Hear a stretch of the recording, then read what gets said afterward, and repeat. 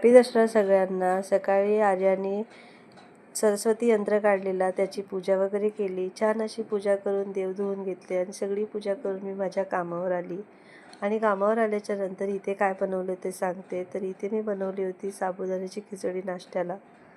शिमला मिरचीची ही बेसन टाकून छान अशी भाजी बनवली, राईस बनवला, मटर पनीरची ग्रेव्ही बनवली, थोडी इथे पातळ आवडते तशी बनवली आणि थोडेसे मेथीचे थेपले बनवले, सॅलड वगैरे कट करून सगळं जेवण झाकून मी माझ्या घरी निघाली।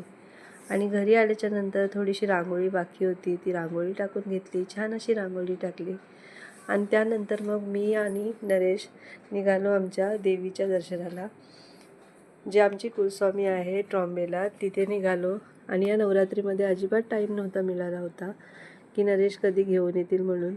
तर आज आम्ही फायनली दसऱ्याच्या दिवशी आमच्या आईला ओटी भरण्यासाठी आलो।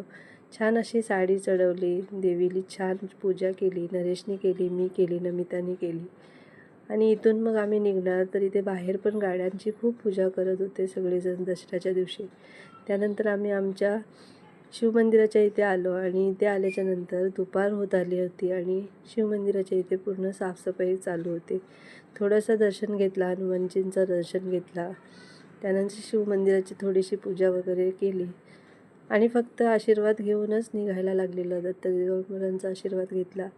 आज इथे जलाभिषेक करता आलं नव्हतं आणि सगळी पूजा छान अशी करून मग आम्ही आमच्या घरी निघालो। आणि घरी येताना छत्रपती शिवाजी महाराजांची छान अशी मूर्ती बघितल्यावर खूप छान वाटतं। त्यानंतर आम्ही आमच्या घरी आलो। असा होता दिवस। भेटूया नवीन व्हिडिओमध्ये। बाय।